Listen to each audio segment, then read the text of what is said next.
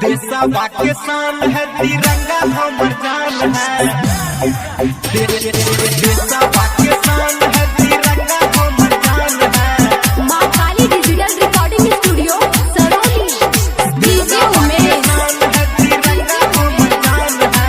सुखीपुर बाजार हर पाकिस्तानी बोलता है कि जला देंगे, तेरी माँ का जलते हुए दिए को परवाने क्या बुझाएंगे, और जो मुर्दों को नहीं जला पाते वो जिंदों को क्या जलाएंगे। पाकिस्तानी बोलता है कि मेरा हिंदुस्तान जिंदाबाद था, है और रहेगा। देशा पाकिस्तान है तिरंगा हमर जान है।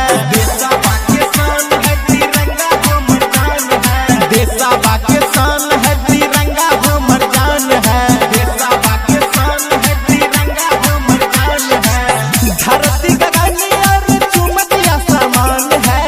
धरती गगन और चुमतिया समान है। चुमतिया समान है। देश हमारा कैसा न होगी तुझसे अब बात कोई, मुल्क तुम्हारा हिजड़ों का न दिल में है जज्बात कोई।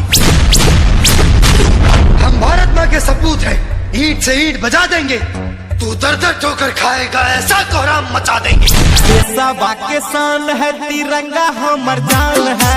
देशा पाकिस्तान है तिरंगा हमर जान है।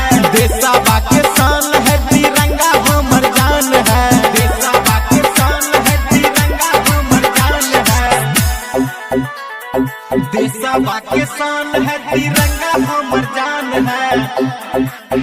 डीजे उमेश है तिरंगा हमर जान है। सुखीपुर बाजार देशा पाकिस्तान है तिरंगा हमर जान है।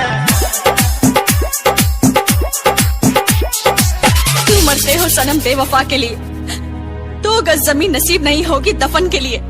अरे मरना ही है तो मरो वतन के लिए, लड़कियां भी अपना दुपट्टा उतार देंगी तेरे कफन के लिए।